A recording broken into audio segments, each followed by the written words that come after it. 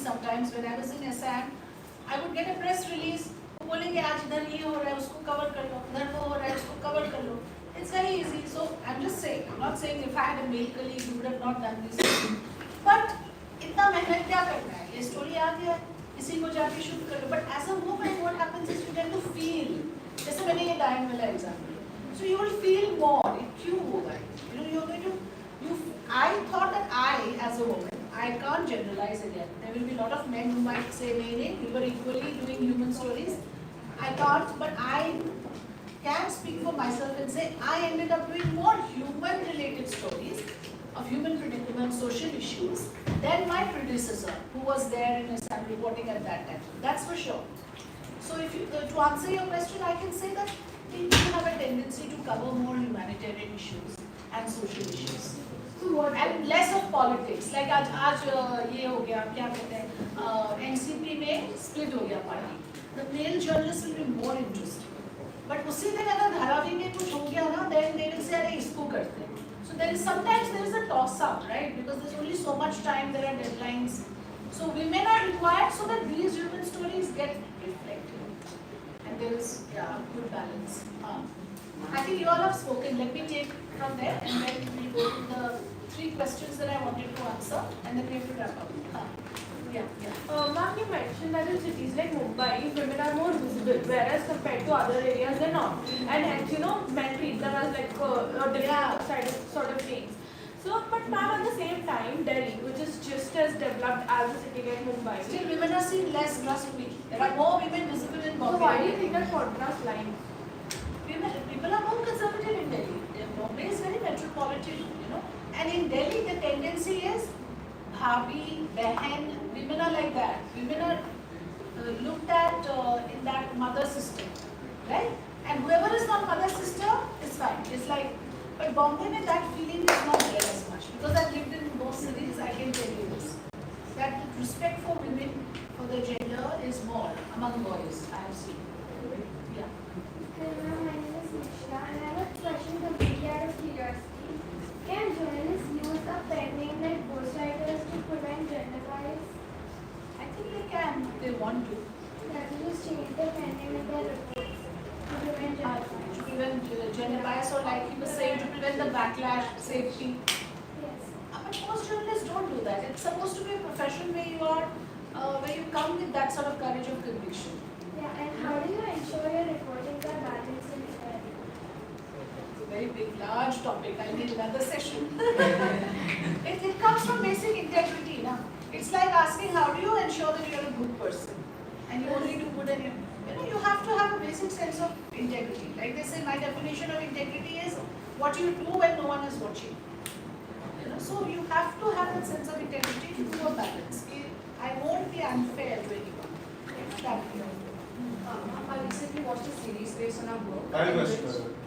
Final question and then a question that I have to answer to remind me. In which a crime reporter, a female, she was charged under Makoka for conspiring against the killing of a fellow reporter just because she posted controversial articles about Babu Daga.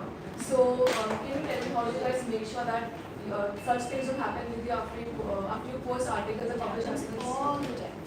It happens all the time. And therefore, again, we need the fraternity to stand by you.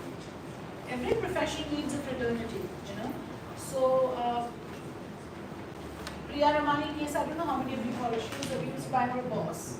And she fought an uphill task and he was such a powerful man. But she fought and she went the legal route. Finally, he was a minister at that time, he had to resign.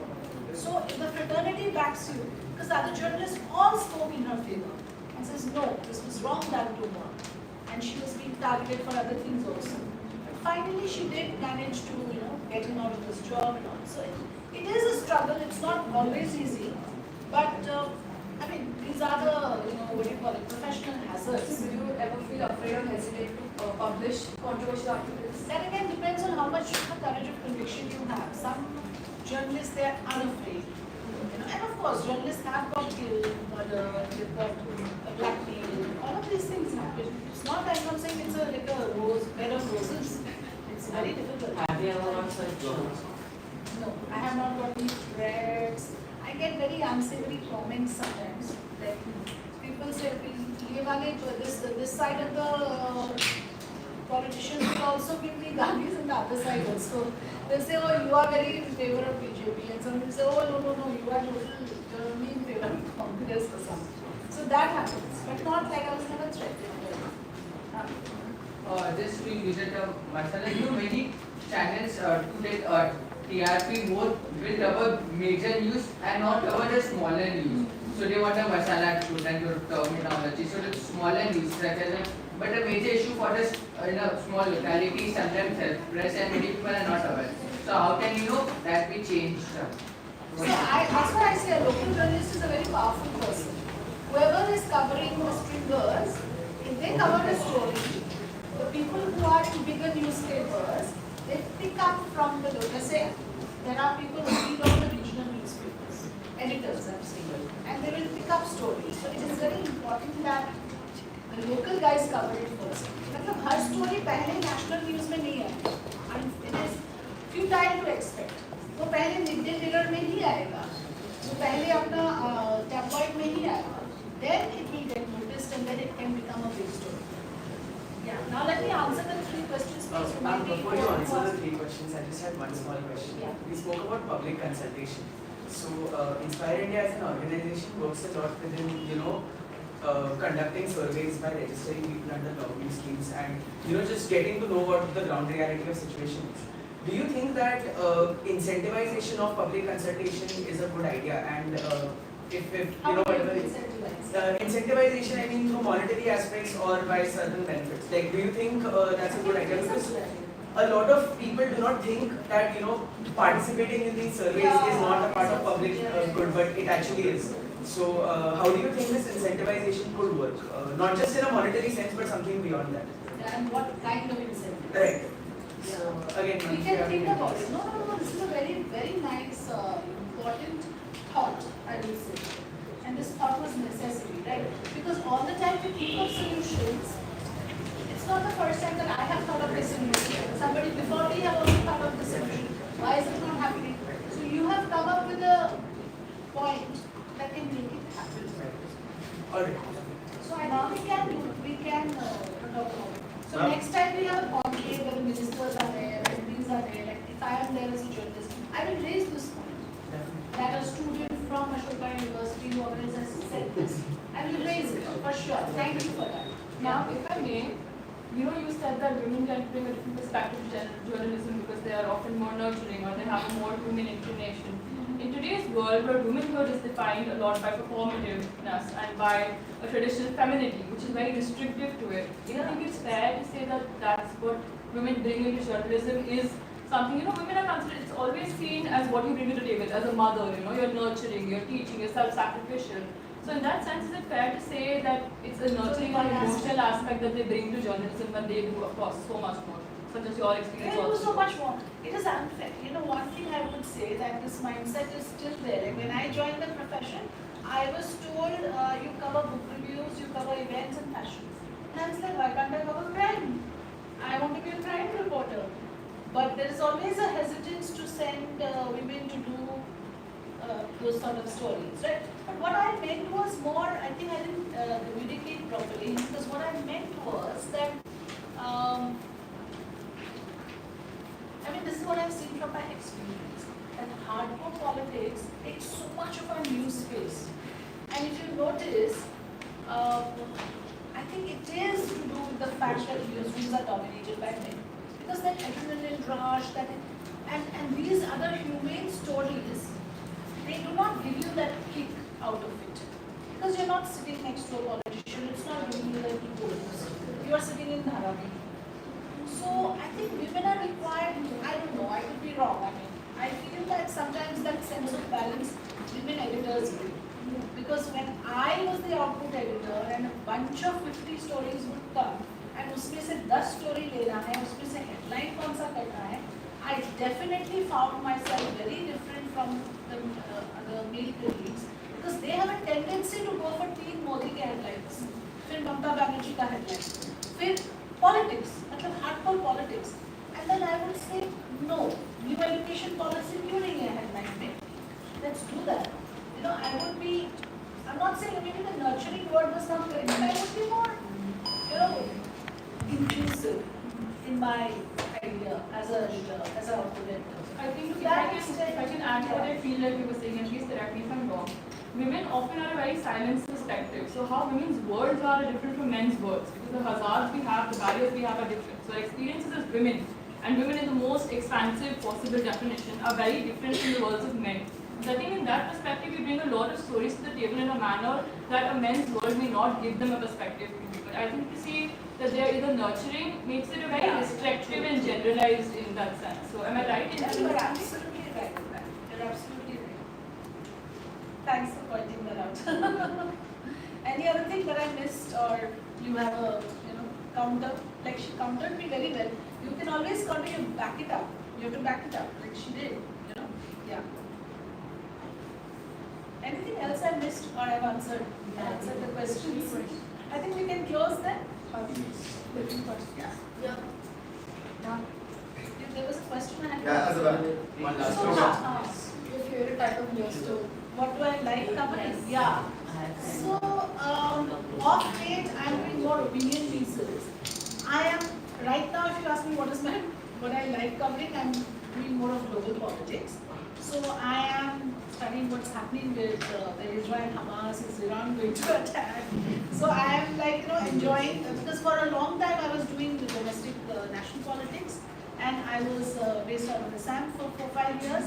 I never explored the rest of the world. So for the first time, I am enjoying doing a lot of these geopolitics around the world, following all the global summits and trying to see how the leaders of these countries operate and how the stakes are for India. So right now, that's what is my favorite kind of journalism. I write for the global page of Free Press India also, Free Press Journal. That's the Free Press India. Free Press Journal के global page में I have a column called Viewpoint. So I write my commentary on whatever is happening internationally. It's a short piece, so I'm enjoying that. Any other thing I missed? Covered. Bribery, how can we Oh yeah. So a bribe giver, right, is as guilty as the bribe taker. So this is again a problem in our country all across, that we think 85 रुपया तो दिया है, whether it is 50 rupees or 50,000 rupees, a bribe is a bribe, right? So you should neither be taking or giving a bribe. That message is still not gone across very clearly. जो bribe देता है ना, वो guilty नहीं feel करता, उसको लगता है कि मेरा काम करवा रहा हूँ, get it done. So this culture has to stop from there. That do not pay a bribe. So when that starts from the people's mindset that we should not be seen paying a bribe, forget about the bribe taker being the main culprit. The bribe giver has to also understand that we are as guilty. Then the bribery overall will reduce. That's what I feel. But I have to think a little more about this. This is just impromptu, I answered. Yeah, are we done? I think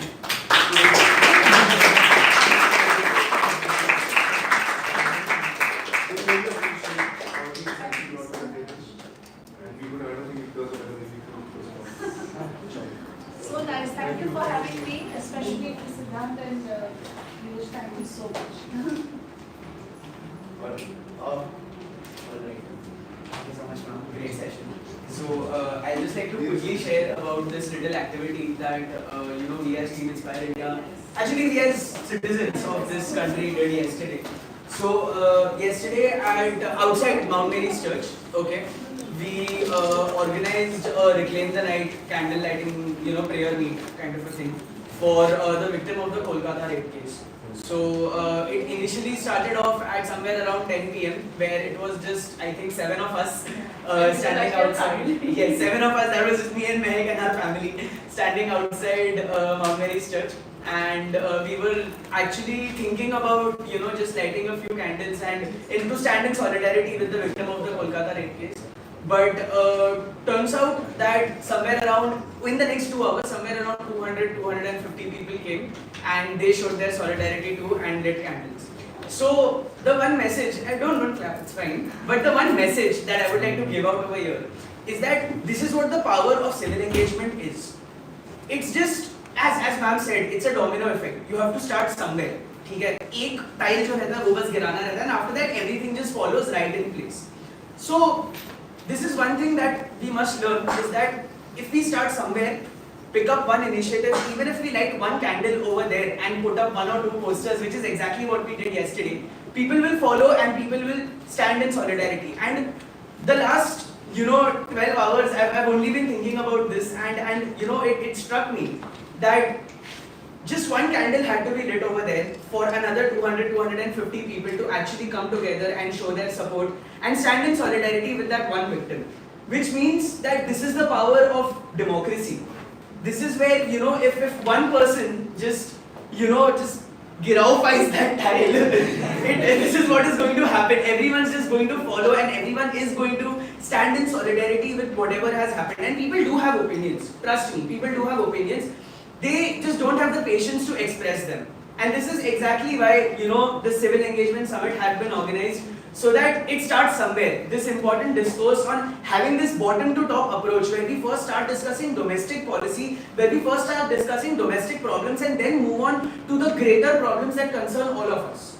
So on that note, I would like to give the floor to Mehak, who will talk a little bit more about, women's safety in India, and that will be our concluding note for the summit. Thank you so much for being here. Mehak, over to you.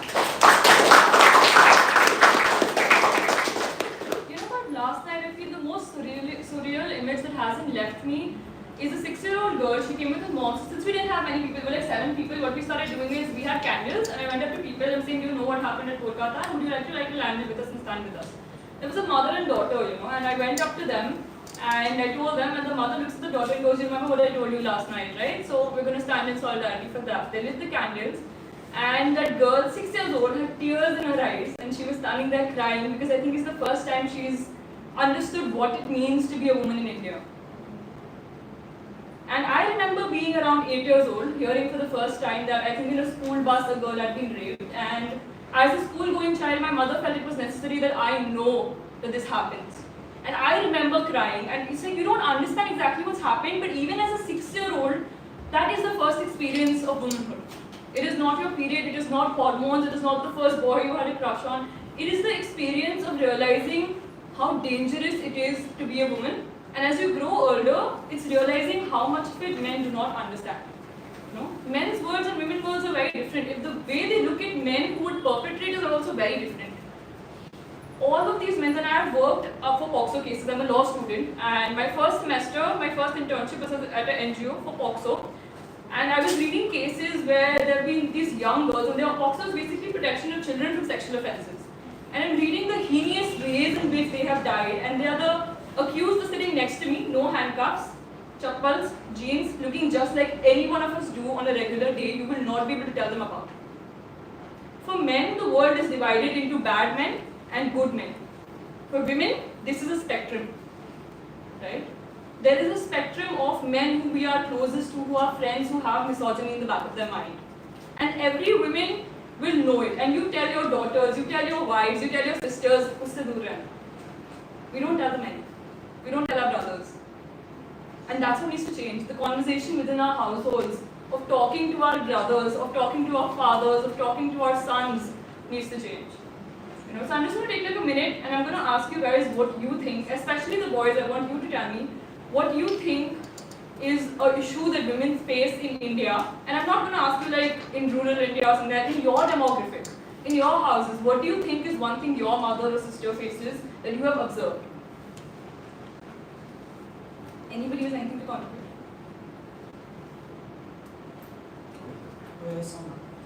They are expected to work even after coming from work, and they are expected to do the housework after coming from work, and the main, the breadwinner of the house, the main head, he just comes at home and after work and he rests, and then if he is asked to help, then he'll sleep. So that's one issue that women face. The women who are housewives, right? Many women are housewives after they get married in India. The thing that happens when they become housewives, it is the male's responsibility also to take towards the child, because only the women cannot do. because male is bringing the amount, it is bringing in that note, but the food that is being prepared in the home is also from a woman. The male is not creating the food. So the responsibility of the male to bring cash in home and the responsibility of the woman to feed all people is same. And if males, like many males from rural and everywhere, just get it, then it would be a good safer environment. Me and my sister face it a lot. Like when we go out, our mothers give us like one huge para, just saying that like, stay safe, like don't go in dark places. But when my brother goes out, he doesn't get a para, he doesn't get a call. He's supposed to come home at time. He's supposed to be called after 15 minutes. But I'm gonna be called like.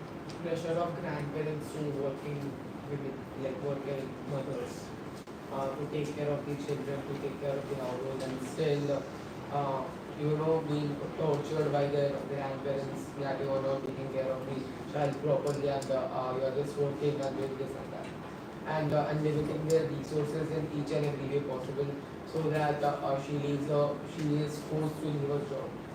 How many of you know someone who's been at any point sexually harassed, assaulted, or catcalled? Just stand up. How many of you know someone or have personally experienced it?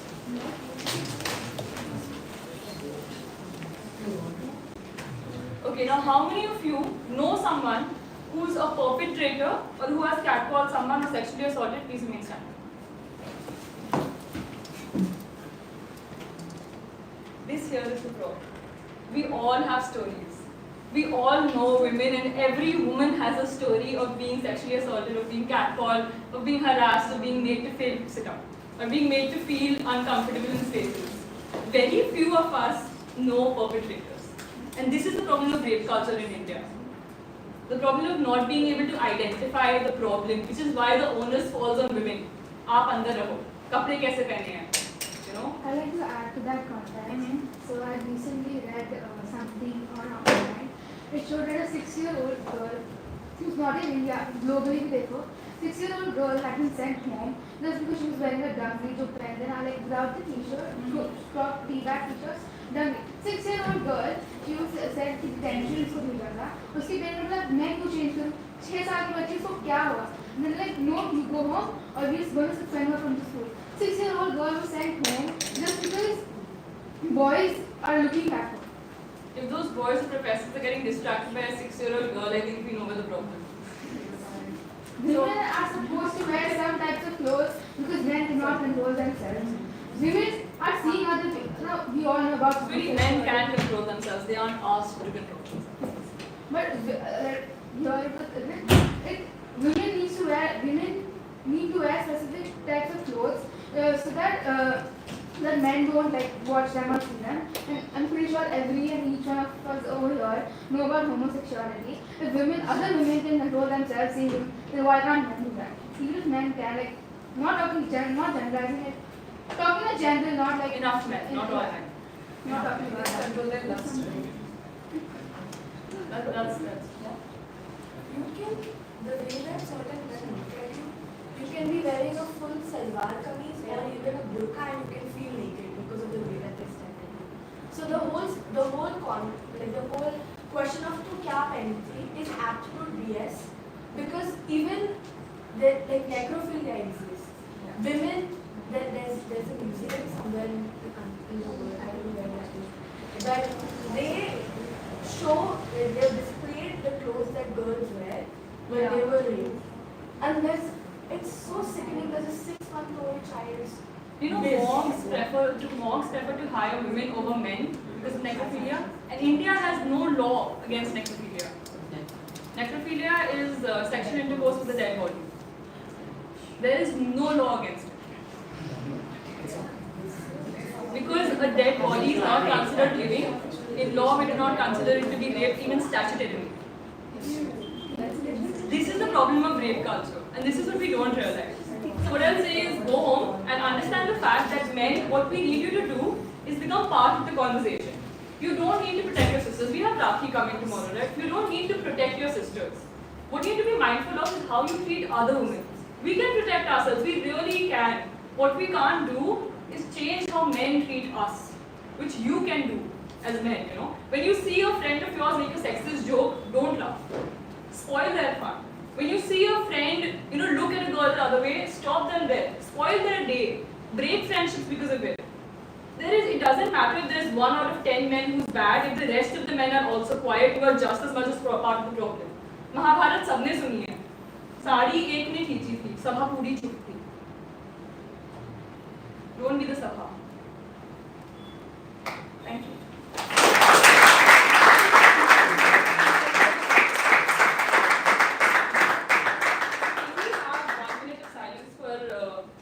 Dr. Momitra Devnath as the victim.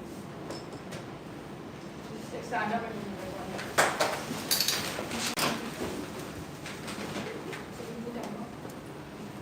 It's on.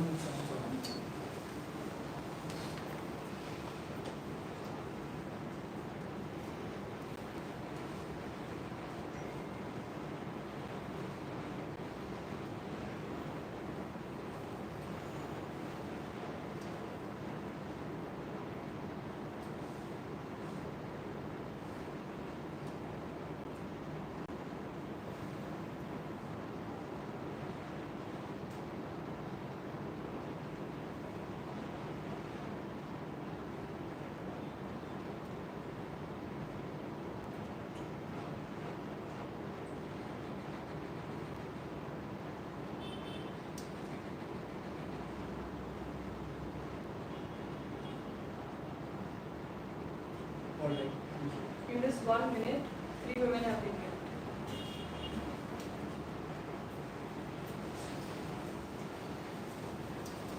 He's busy.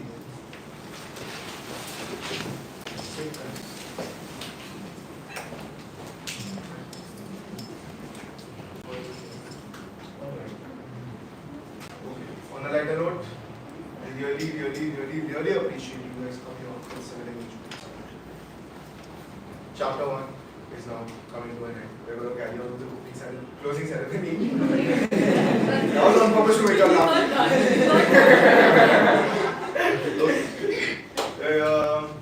What's first on the list? What's first on the agenda? Let's start with the closing ceremony. I hope you guys had a good time. I hope you guys got to learn a lot of things. Takeaways to have. I hope you guys practice all the actionables. Each of these speakers have come here with you. Every speaker in the end of their speech has given you guys a call for action. Has asked you guys to practice a certain activity, or has asked you to go home and do a random act of kindness, or perhaps just smile at a random person. Let's start incorporating that into ourselves. Congratulations, you all have gone from civil to civic. I just hope you all follow through on it. Let's get started with the closing ceremony. Ciao.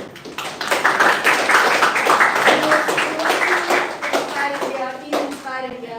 Good job.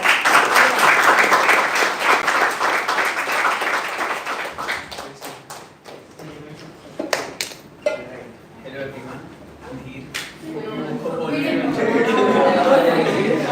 I just have a habit. Yeah. Alright. So this entire 2-day event just goes a lot beyond this 2 days. It goes beyond to 1 year back when we first approached Afrida ma'am. We had an online call, I remember.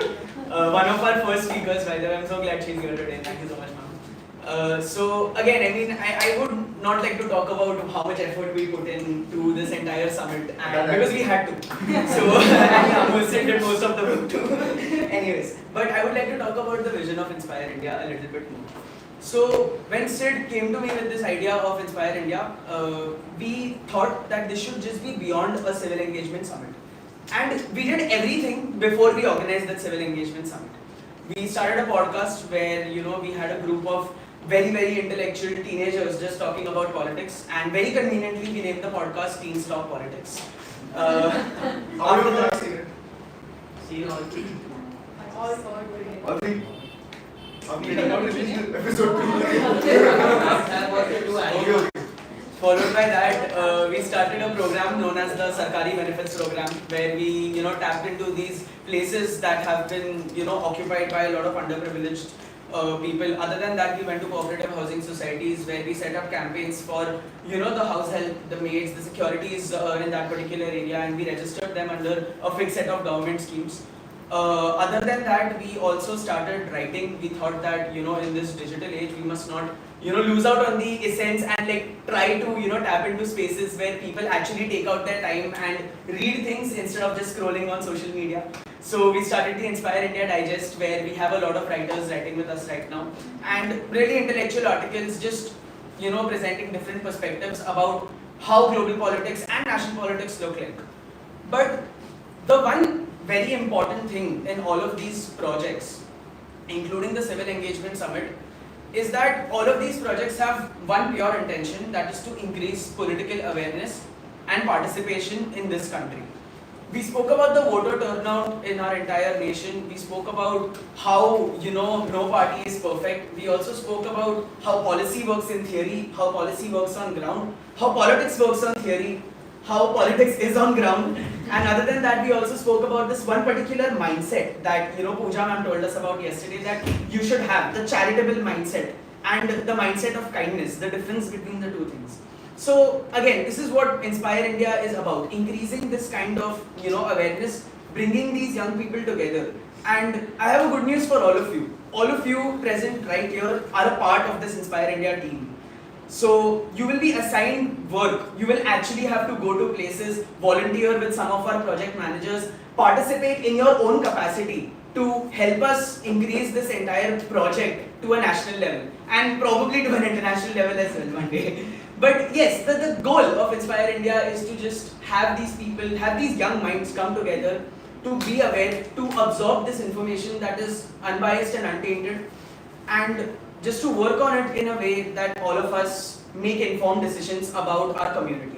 And this is not just at a national level. We are not asking you ki jao jaake research karo on some new bill that is being presented in the parliament, or jao jaake come up with an entire policy that probably has to be implemented by your local municipality. No, it's to just go talk to people, public consultation as we spoke about right now, to just see how the other half of the world, not even the other half, the other 98% of the world lives out there, or the other 98% of the country lives out there. Right now, over here, we belong to very privileged backgrounds. We do not know, what this entire country is going through right now. There's a lot of superficial knowledge that's available on social media. We spend a lot of time, watching memes. But just imagine, I'm not asking you to stop watching memes, but just imagine to, sports, they're a major part of my entertainment too. But again, just give some amount of time to just keep yourself aware, or rather to keep yourself involved in whatever's going on in this country, in whatever's going on in this community. And again, I'm not asking you to take this up like a full-time job again, it's just contributing in your own individual capacities to actually make change. We spoke about very small changes that all of you individuals have to make ahead, like, just smiling at another person you see in the lift, or just randomly saying hi. These are all, qualities that will build a very strong foundation for you very young policymakers sitting right in the room.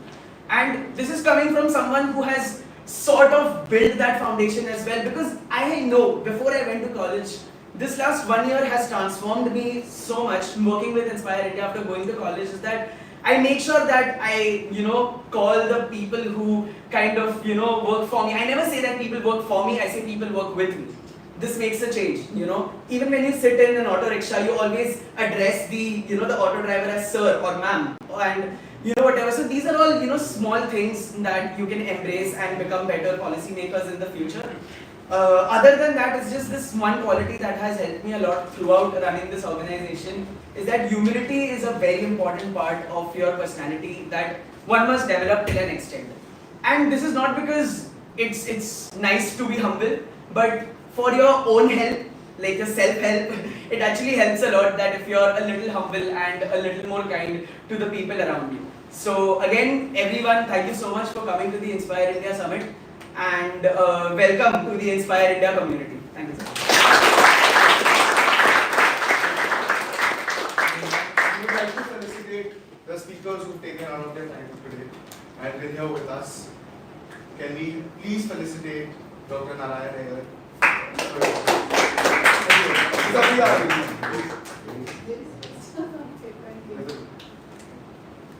Really nice. Congratulations for having built this community already. It's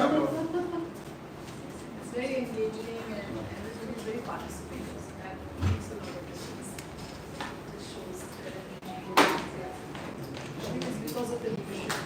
always say leadership is important.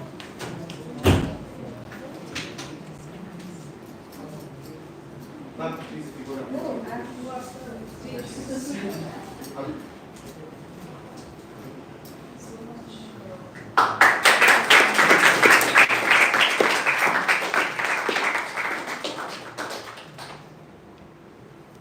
Thank you. And Dr. Narayan here, who came extempore to come and talk for us and for our policy workshop. Thank you, sir. Please, thank you for being here. Thank you.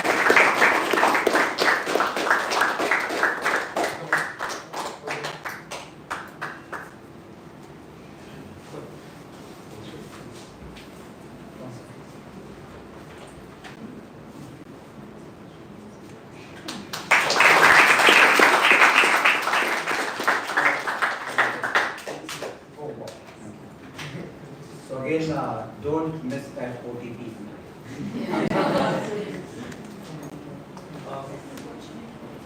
Now, without any further ado, it's time to announce the best participants at Cyyus 2024. We would ask our guests to please come and felicitate the best participants. Afida ma'am, Dr. Narayan, if you can.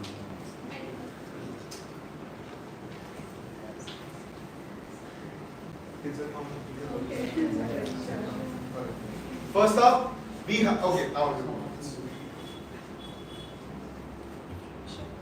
Swaraj Malik.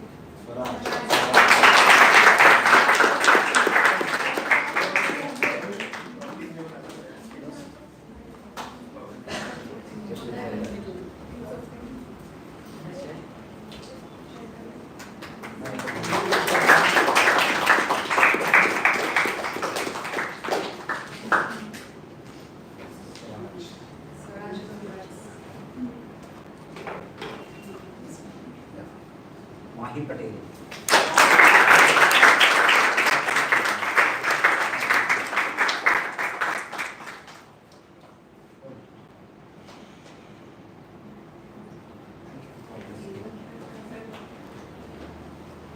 Vedant Sagar.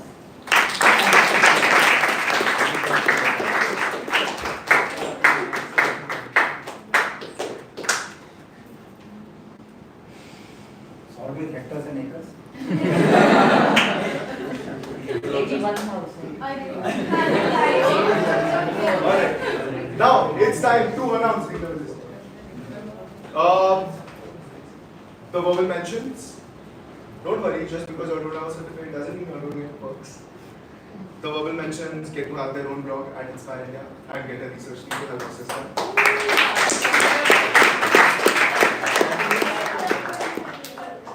We have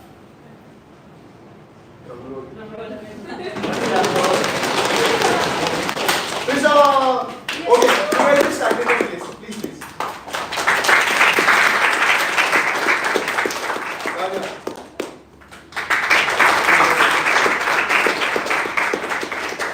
Shobha. Pari. And Ranveer. Outside of office. Okay. Thank you guys. And now to also a very special mention to two individuals who have backed us from day one.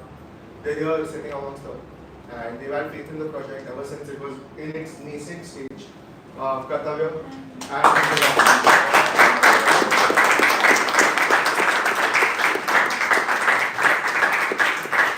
and also then we have a huge thank for Nishka. She's not here, but she left her.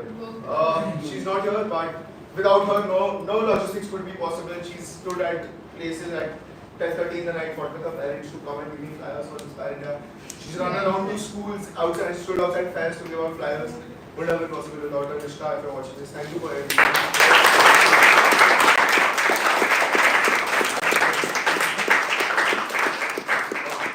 And also, it's time to announce the one person who gets to have their own Inspire India direct project, direct impact project, and it goes to Ritika.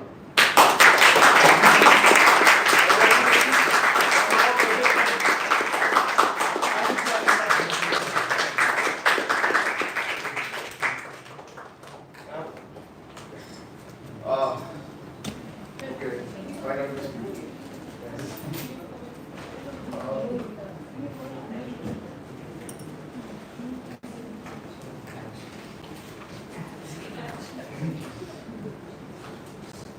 Hi, I'm Sid. We'll let time for the That was the plan. Most of you guys know me, most of you don't. I'm just going to talk a little bit about Inspire India because this team that's standing here have been our spine for the last 2.5 months. I will not bore you all with the story, but the story is quite interesting. So okay, so in August 2023 was when in April 2023 in fact, I had met Dheer at the national finals of an MEL that I had organized. And he was there in my college acting as a delegate. And we just clicked over. So I used to sneak him into my hostel, make him sneak out of his. We had quite a lot of fun. And I was in Bangalore when I realized that I'm earning abhi bus ho gaya. I had been chairing for about 4 years at that point in time. I had chaired across the country, I had chaired internationally as well. But very late did I realize that there is no real impact or there is no real way in which I'm impacting or changing any lives. And if I am going to sit down and understand a policy to its fullest, I also want to make sure that the solutions and reforms that I come up with are able to reach individuals as well. So I reached out to you. Zatir, idea, I want you and I want your time. And he just said yes. But then we slacked off. When college happened, we partied and we lost money. And 2.5 months ago, I mean after a couple of weeks or so, Dheer's college and my college are 15 minutes apart in this small town called Sonipat, Haryana. And we used to meet for meetings and we would end up gossiping about everything but work. And I just told Dheer that this is my last summer in Bombay. And I want to make sure that I set up Inspire India for what it was because until that point in time it was just an Instagram account. I told him that I have an idea for a Cyyus, a civic engagement summit. Then the term was civic. And I said that I want to create a platform for individuals to come and speak and act as themselves and not play any character, not have any way for them that's holding them back from actually making a difference. And I want to create a platform where we're going to make sure that we're set up in such a way and we have mechanisms in such a way that what we actually talk about we're also able to implement.